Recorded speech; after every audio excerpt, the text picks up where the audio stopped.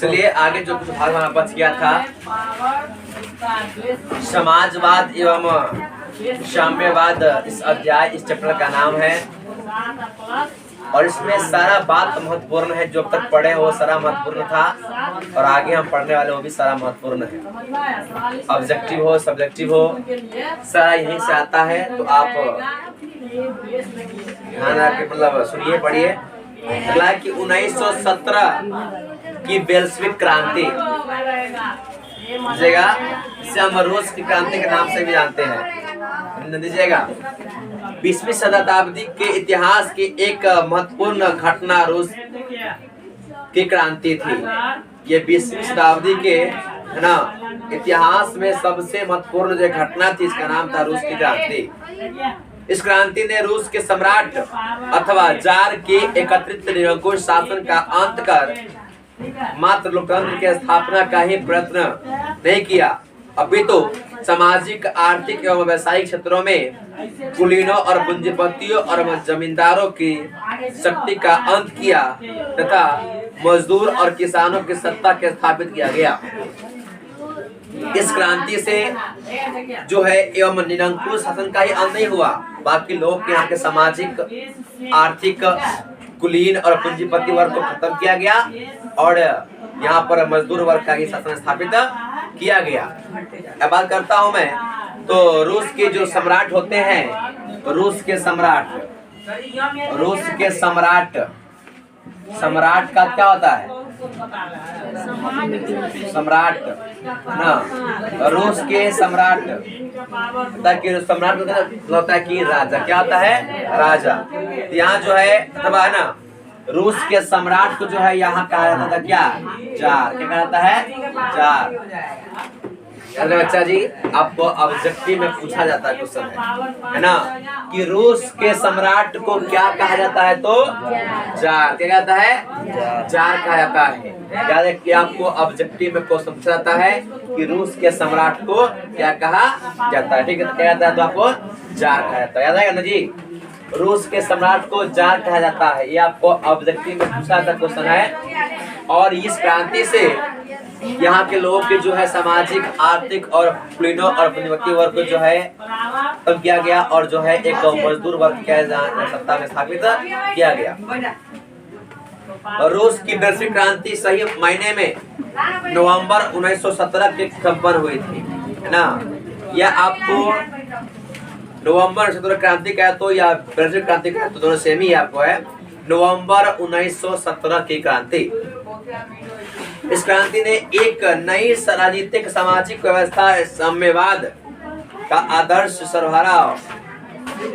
उपस्थित करने के साथ साथ विश्व में सर्वप्रथम सर्वहारा वर्ग का भी सत्ता में स्थापित की प्रयास किया गया।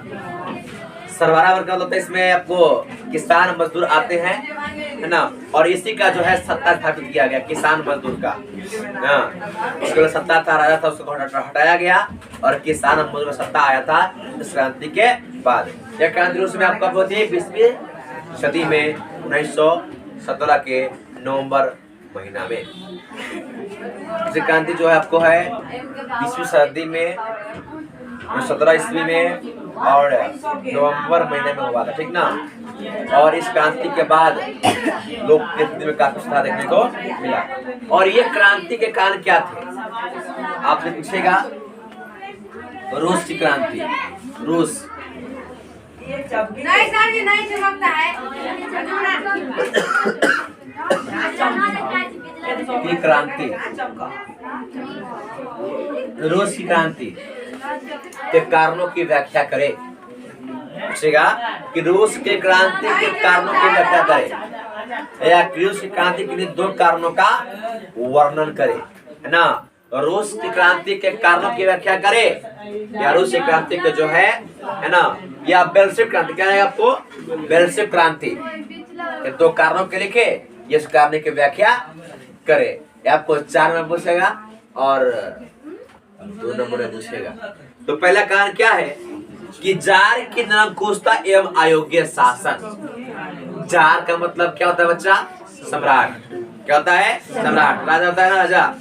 तो यह कहता है कि रूस क्रांति के कारण क्या था? पहला कारण था कि जार की निरंकुशता एवं अयोग्य शासन। जो यहाँ के राजा हुआ करता था वह जनता पर काफी अत्याचार करता था, ये निरंकुश था और अयोग्य था, इसके अंदर योग्यता नहीं थी राजा बनने की, बाद में राजा बन गया था। 1917 से पूर्व रूस में रोमनोव राजवंश का शासन था। इस समय रूस के सम्राट को जार कहा जाता था। रूस के एक कठोर नैतिक रचना स्थापित की थी। यहाँ 1917 से पूर्व जब यह क्रांति 1917 में हुआ था, ऐसे पहले जब यहाँ के राजा था, है ना, जो सम्राट था, उसे क्या कहता था, उसे जार कहा जाता था। और इसका जो है एक अलग ही कठोर मतलब खतरनाक राजनीतिक संरचना था, है ना, कठोर था ना, मतलब जनता पर अत्याचार किया करता था। और 19वीं सदी के मध्य तक यूरोप के राजनीतिक संरचना परिवर्तित हो चुकी थी तथा राजतंत्र की शक्ति समिति की जा चुकी थी, परंतु रूस क्रांति का अपना विशेष अधिकार छोड़ने के लिए तैयार नहीं था। जार निकोलस द्वितीय जिसके शासनकाल में क्रांति हुई थी, राजा के दैवी अधिकारों को विश्वास रखता था। उसमें आम लोगों की सुख दुख की कोई चिंता नहीं थी। जार ने जो अफसर शाही बनाई थी वह स्थिर, जड़ और अकुशल थी। नियुक्ति का आधार योग्यता नहीं थी, अतः गलत सलाहकारों के कारण जार की स्वैच्छिकता बढ़ती गई और जनता की बद से बदतर होती गई। देखिए, रूस की क्रांति का पहला कारण क्या है, क्या नाम पहला बताता तुम्हें। पहला कारण क्या है हमें कि जार की निरंकुशता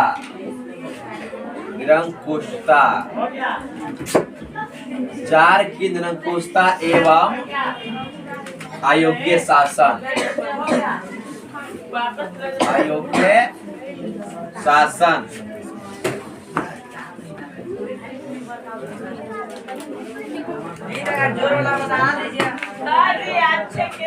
देखिए, जार की निरंकुशता एवं अयोग्य शासन। जार का मतलब होता है राजा, सम्राट, पता है ना जी। जार का अर्थ होता है राजा या सम्राट, या सम्राट का अर्थ कहता है जार होता है। अब जो उल्टा पुल्टा कुछ आपसे याद रखना है। निरंकुशता मतलब अत्याचार करने वाला, क्या करने वाला, अत्याचार करने वाला।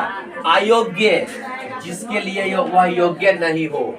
जैसे मान लेते हैं कि हमारे अंदर पढ़ाने की योग्यता है, अब मैं पढ़ा रहा हूँ, अगर यहाँ पर ला के मूर्ख तो मूर्ख खड़ा कर देंगे, बिना पढ़ लिखा पढ़ा पाएगा, तो योग्यता नहीं है तो नहीं कर पाएगा। इसलिए यहाँ के उस समय जो राजा था उनकी योग्यता नहीं थी राजा बनने के लिए, फिर भी वो राजा बन गया था, है ना।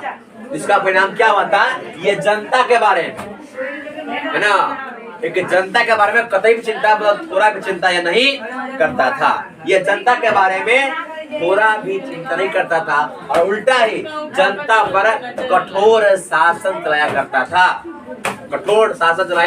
करता था। जिससे क्या होता था कि लोग, यहाँ की जनता थी, वो जनता सुख में है या दुख में है, इससे कोई मतलब इसको नहीं होता था। और यह जो है इनकी जो निरंकुश यह एक अयोग्य सरकार था, शासन से राजा था ये, और यह गलत सलाहकारों के कारण, मतलब गलत लोगों के सम्मति के कारण जो है राजा बन गया था। तो ये आपका पहला हुआ कारण क्या, रूस के क्रांति का। क्या हुआ, रूस क्रांति का। और दूसरा कारण बात करता हूँ मैं, दूसरा कारण की तो क्या था,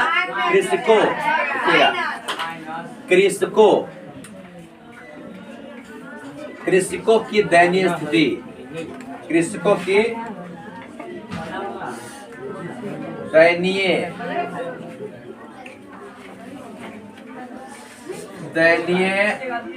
स्थिति।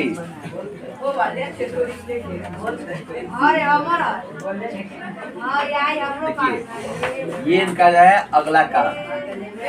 कृषक मतलब क्या होता है, किसान, और दयनीय मतलब खड़ा।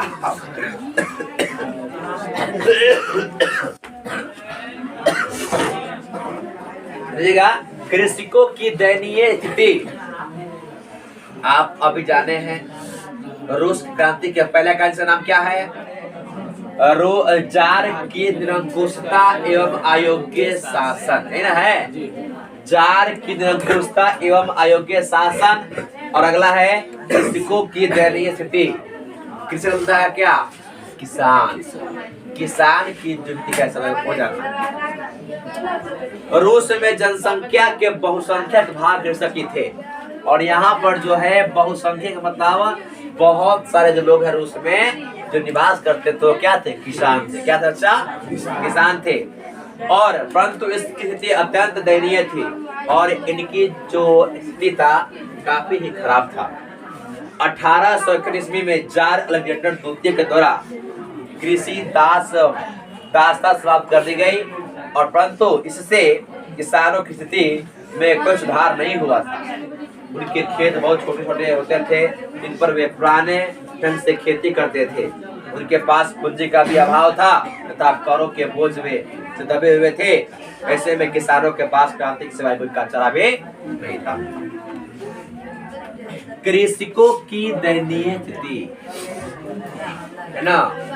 हमें 7-8 कांड है तो आपको 5 रखना है सरमुड़ी के लिए और 2 का रखना है आपको 2 नंबर के लिए। ठीक है कि रूस के क्रांति के आपको अभी 7 कांड पढ़ाएंगे। जो आपको अच्छा लगता है वो कांड हम 2 आपको माइंड रखना है माइंड में। तो कृषकों की दयनीय स्थिति ये आसान है ना। कहता है कि रूस में जो है, रूस में मतलब किसानों की संख्या अधिक थी। कहती रूस में जो है किसानों की संख्या अधिक थी और परंतु इसकी जो स्थिति था काफी खराब था। 1861 में बच्चा 1861 में जो है ना जार अलेक्जेंडर, देखिएगा जार अलेक्जेंडर अलेक्जेंडर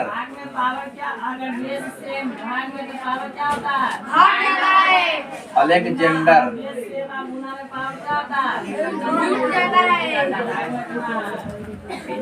1867 में जो है जार अलेक्जेंडर द्वितीय ना द्वितीय के द्वारा कृषि दास प्रथा, देखिए अच्छा कृषि जो है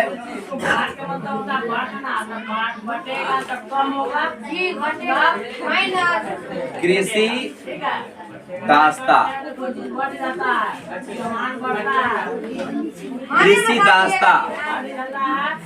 एग्जाम में कि कृषि दासता का अंत कब हो गया? 1800 किसके द्वारा था? जार अलेक्जेंडर द्वितीय के द्वारा। जो कृषि दासता था वो 1861 में जो है खत्म हो गया, समाप्त हो गया। खत्म किया जार अलेक्जेंडर द्वितीय ने, जिससे किसानों की स्थिति में कोई सुधार नहीं आया और यहाँ के जो किसान के जो है छोटा खेत होता था, है ना, मतलब छोटा खेत होता वही पुराने तरीका से उसे खेती करना पड़ता था और कर के बोझ इतना था, टैक्स इतना था जिससे वो काफी परेशान थे और यह क्रांति के समय कोई चला भी क्रांति के लिए उतर गए, है ना। तो कृषकों की दयनीय स्थिति। रूस में बहुसंख्यक लोग कृषि पर ही निर्भर थे, कृषि कार्य करते थे, कृषक लोग थे जिसकी स्थिति काफी खराब थी। 1861 ईस्वी में जार अलेक्जेंडर द्वितीय ने कृषि दासता का समाप्त किया। इससे जो है किसान में कोई खास सुधार नहीं आया। यहाँ के जो किसान के जो है खेत छोटा प्रकार का हुआ करता था, जिसे जो है वह पुराने तरीका से खेती करता था और इस पर कर के बोझ इतना लादा गया था। यह राजा के द्वारा, है ना, जार के द्वारा, जिससे स्थिति और खराब थी। इससे क्या क्रांति के सब चला नहीं था। तो आप याद रखें, अभी क्या जाना है कि जार के शासन है ना, कि जार है ना। अब कहना है कि 1917 क्रांति से पहले पूर्व जो यहाँ पर जो आपको बता आपको ना कि रूस के सम्राट को जार कहा जाता था, मत को जार कहा जाता था, और उसके आम लोगों की इसे जो है निर्दोषता जो है जार को आम लोगों की है ना, मतलब सुख की दुख की कोई चिंता नहीं था। इससे और किसान परेशान थे, मतलब लोग यहाँ परेशान थे।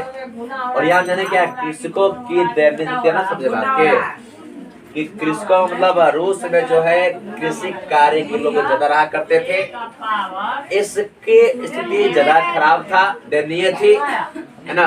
1861 में जो है जार अलेक्जेंडर द्वितीय के द्वारा कृषि दास्ता को समाप्त किया गया।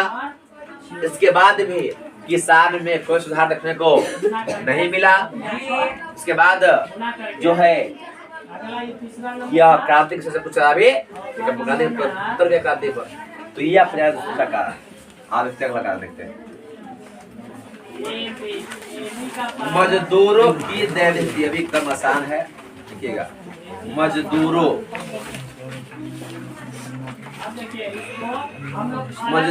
की दयनीय स्थिति,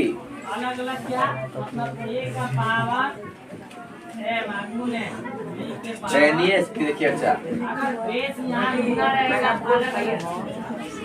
हाँ समझिएगा कि मजदूरों की दयनीय स्थिति देखिए। अच्छा है ना, मजदूरों की दयनीय स्थिति वहाँ जाने हैं कृषि, है ना, किसान के।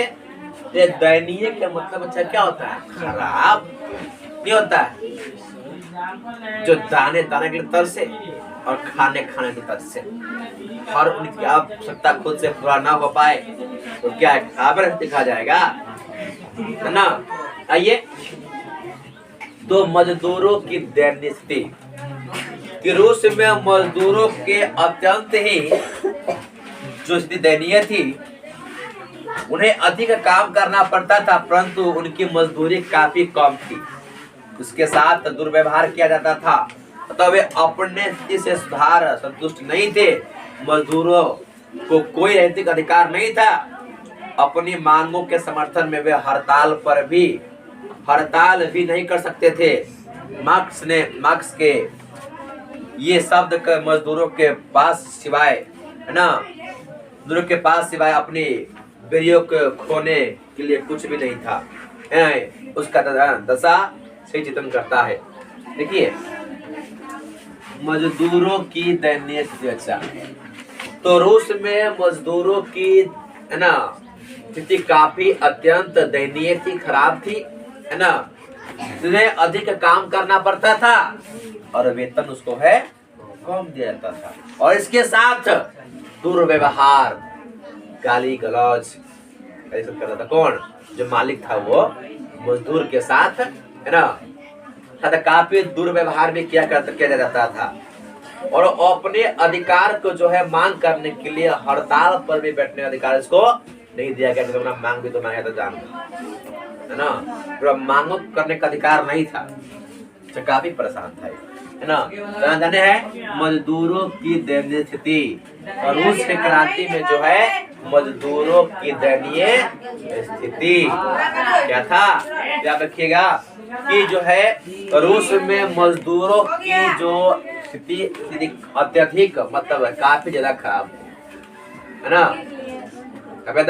खराब था, और इसे अधिक काम करना पड़ता था, ज्यादा काम करता था, और वेतन मतलब पैसा कम मिलता था, पता ना, कम मिलता था। और इसके साथ दुर्व्यवहार, है ना, इसे अच्छा व्यवहार किया नहीं जाता था, है ना, याद रखिएगा, इसे अच्छा व्यवहार किया नहीं जाता था। और अपना अधिकार मांग करने का भी, हड़ताल बैठने का अधिकार उसको नहीं दिया गया था। स्थिति काफी खराब थी, है ना। कितना भी कहता था काम चल जाएगा। यहाँ जाने कृषकों की खराब स्थिति, है ना, कि रूस में ज्यादा लोग कृषक था, मजदूर, कृषक था, किसान था, है ना जी। मैं जब क्या था अक्सर था लोग जिसकी हिंदी काफी ही दयनीय थी। 1867 में 4 अलेक्जेंडर द्वितीय ने कृषि दासता का साथ किया। इससे भी किसान को कोई फर्क नहीं पड़ा और यहाँ पर जो है किसान जो है अपना हक मांगने आंदोलन किए, क्रांति किए और यहाँ कह रहे हैं मजदूरों की दयनीय स्थिति है ना। यहाँ पर मजदूर को है ज्यादा काम करना पड़ता था, वेतन कम दिया जाता था और इसके साथ अच्छा व्यवहार किया, गाली होता था है ना। और जिससे इसको जो है अपना अधिकार मांगने के लिए हड़ताल करने का अधिकार को आगे है औद्योगिकरण की समस्या। औद्योगिकरण होता क्या है? औद्योगिकरण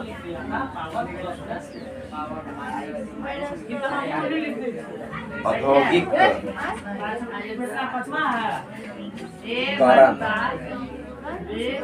इसका पावर रहेगा देखिए की समस्या।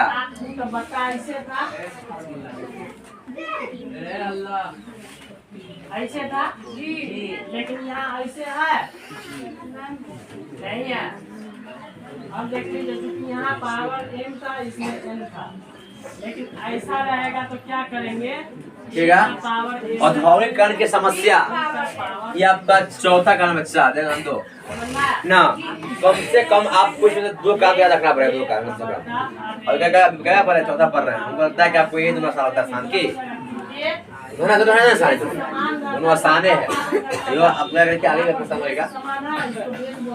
और रूस क्रांति क्रांतिकरण के पश्चिमी पूंजीपति उद्योगकरण के निम्न भिन्न था और यहाँ कुछ क्षेत्र में महत्वपूर्ण उद्योग के केंद्र था। यहाँ की राष्ट्रीय भूमि राष्ट्रीय पूंजी का अभाव था, अतः उद्योग के विकास के लिए विदेशी पूंजी पर निर्भरता बढ़ गई थी।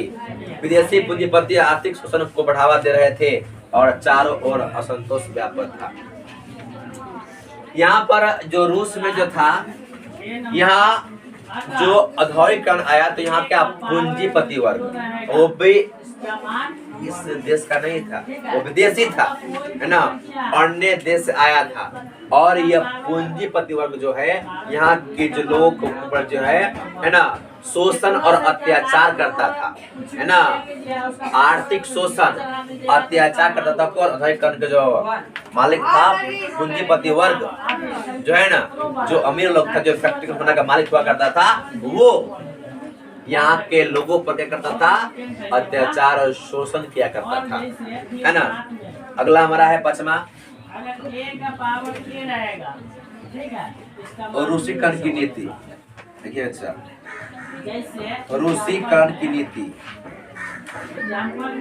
रूसीकरण की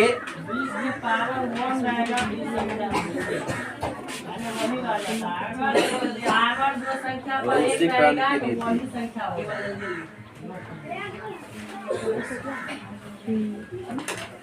रूसीकरण की नीति अन्य जगह। और रूसीकरण की नीति क्या मतलब कहता है कि सोवियत रूस विभिन्न राष्ट्रीयता को का देश था और यहाँ मुख्यतः स्लाव जाति के लोग रहते थे। फिन, पोल, जर्मन, यहूदी आदि अन्य जातियों के लोग रहते थे और भिन्न भिन्न भाषा बोलते थे। इनका रस्म रिवाज भी भिन्न भिन्न था, परंतु रूस के अल्पसंख्यक समूह जार निकोल द्वितीय द्वारा जारी की गई रूसीकरण की नीति परेशान था। इसके अनुसार जार ने देश के सभी लोगों पर रूसी भाषा, शिक्षा और संस्कृति लादने का प्रयास किया। इससे जो है अल्पसंख्यक लोगों में हलचल मच गई और 1838 ईस्वी में इस नीति का विरोध पर पोलो ने विद्रोह किया तो उनका निर्दयता पूर्वक दमन किया गया। इस प्रकार रूसी क्रांति के प्रति उनका आक्रोश बढ़ता जा रहा था। ये सोवियत रूस के विभिन्न राष्ट्रीयताओं का देश था। जो सोवियत रूस था यह विभिन्न अलग अलग भाषा को मानने वाले लोग थे कहते हैं यहाँ पर स्लाव जाति के लोग रहते थे, है ना, लोग रहते थे। इनके लिए अलग अलग से फिन, पोल, जर्मन, यहूदी आदि अन्य जातियों के लोग यहूदी जाति जानते हैं ना, यहूदी परिवार जन्म हुआ था कार्ल मार्क्स, है ना। जाति है, जाति क्या है, जाति।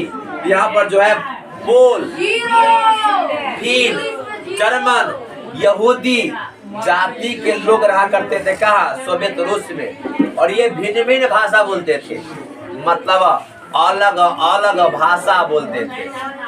जैसे हमारे भारत भिन्न भिन्न जाति के लोग रहते हैं, अलग अलग भाषा बोलते हैं, अलग अलग मतलब जो आपका राज्य के अनुसार जो होता है उसका भाषा अलग अलग होता है ना। तो वैसे ही यहाँ सोवियत रूस में जो है ये अलग अलग जाति के लोग रहा करते थे और अलग अलग भाषा बोला करते थे। और यहाँ के जो है रीति रिवाज भी अलग अलग था, मतलब पूजा करने का, पहनावा और आवे का जो है अलग अलग रिवाज था यहाँ पे, है ना।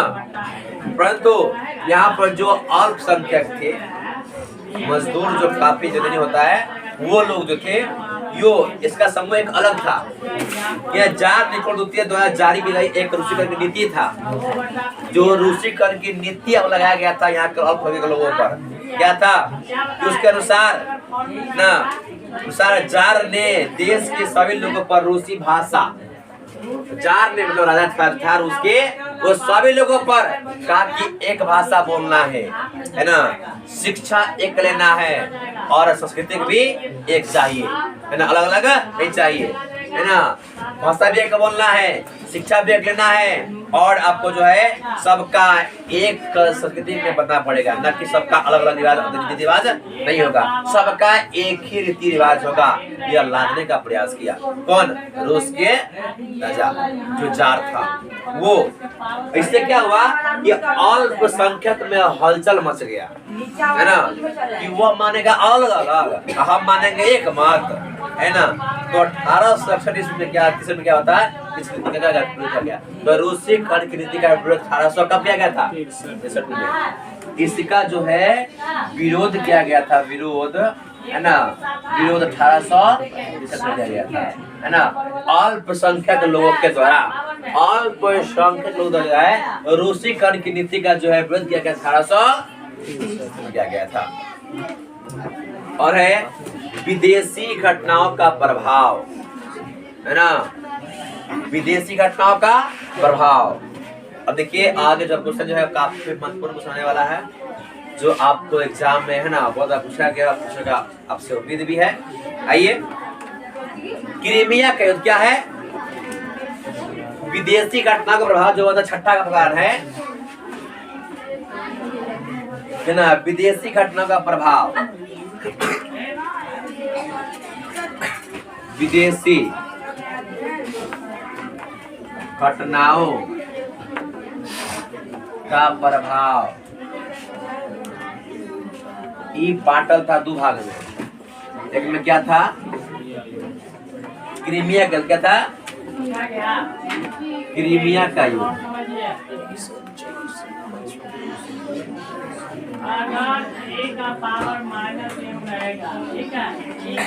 क्रीमिया का युद्ध, है ना। हमारा जापान से पराजय था 1905 की क्रांति, जापान से पराजय, जापान से पराजय,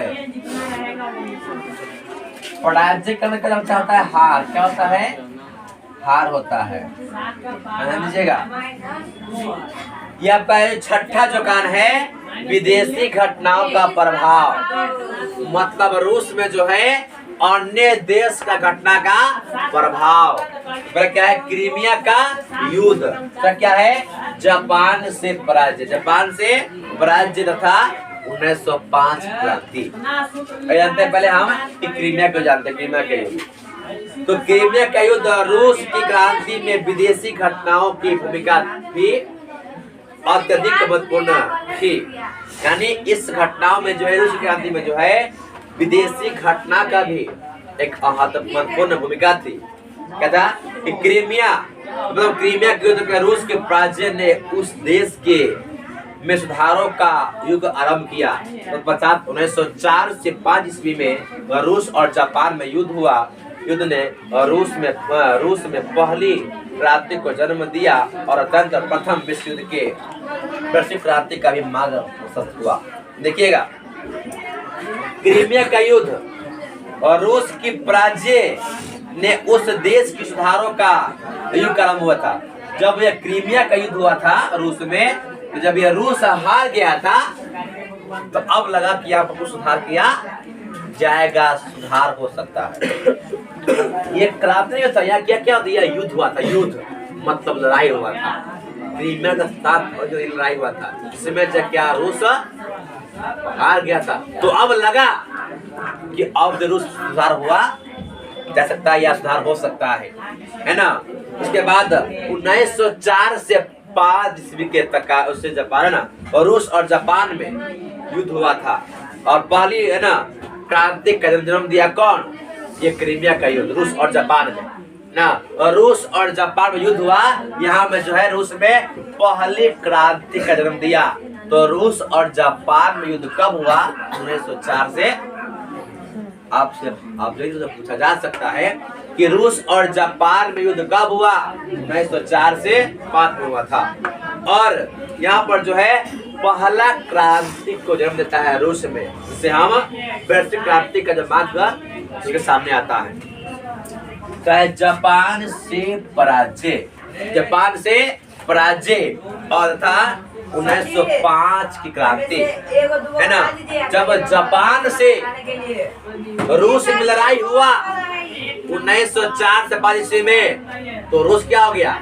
हार गया और जापान जीत गया। एक छोटा सा देश से, जापान से, एक बड़ा साम्राज्य क्या हो गया? हार गया रूस। रूस बड़का देश है, एकदम पावरफुल ताकतवर देश है, और जापान से क्या हो गया? यहाँ पर पराजय हो गया था, हार गया था। 1905 के ऐतिहासिक रूस जापान के युद्ध में रूस बुरी तरह हार गया था, और इससे पूर्व निरंकुश जाराशाही विभिन्न मोर्चों पर अपनी विफलताओं के रूसी जनता को छिपाते रहे। और जो है जो रूस के जो राजा था निरंकुश, है ना, वो जनता से जो है अपनी गलतियों का वो छिपाता रहा। और लेकिन उनके लिए सुदूर पूर्व की इसके राज्य को जनता से छिपाना मुश्किल था। बच्चे कुचे फटेहाल सैनिक जब वापस लौटे तो सारा देश स्तंभ था। महानता का भ्रम टूट चुका था और रूस एशिया के छोटे से देश से पारित हुआ था। आप देखिए यहाँ कहता है, जब रूस की सैनिक जो सेना था वो अपना फटा पुराना कपड़ा लेकर के पहुंचा राजा के पास, है ना, तो राजा क्या हो गया? अचंभित हो गया, और जिनके अंदर भ्रम था, हम बड़ा है, हम ताकतवर है, वो भ्रम क्या गया? टूट गया, है ना। क्योंकि इसके सेना जो था वो जापान से हार के गया था, हार करके गया था, हार गया था। और हार के जब गया था तो अब यहाँ के जो सरकार थी, जार था, राजा था, है ना, वो राजा समझो कि मेरा जो सैनिक सेना है इसका कपड़ा काफी समझ ना लड़ाई हुआ था, सब फाट गया था, सब, है ना। इसका जो भ्रम था क्या हम बड़ा है, ताकतवर है, ये सारा घमंड क्या हो गया? टूट गया। किसका? यह जार की, यहाँ की जो राजा था उसका, है ना। और रूस जो है एशिया का एक छोटा सा देश जापान, है ना, एशिया का अपने एशिया पड़ता है ना, रूस पड़ता यूरोप महाद्वीप में, है ना। और यह एशिया की छोटा सा देश जो है जापान से क्या हो गया? पराजित हो गया, हार गया। कौन? रूस। और रूस अपने आप को ताकतवर, है ना, समझता है ना, कि हम बहुत बड़ा देश है ना। यहाँ पे क्या हो गया? हार गया, ठीक है, हार गया था। फिर आगे क्या कहते हैं? तब इस पराजय के कारण 1905 ईस्वी में रूस की क्रांति हुई थी, और इसके कारण क्या था कि रूस में जो है ना 1922 से उसकी क्रांति हुई थी और 9 जनवरी 1905 ईस्वी के लोगों के समूह रोटी दो का नारा लगाते हुए, है ना, रोटी दो का नारा लगाते हुए ये आगे बढ़ रहे थे।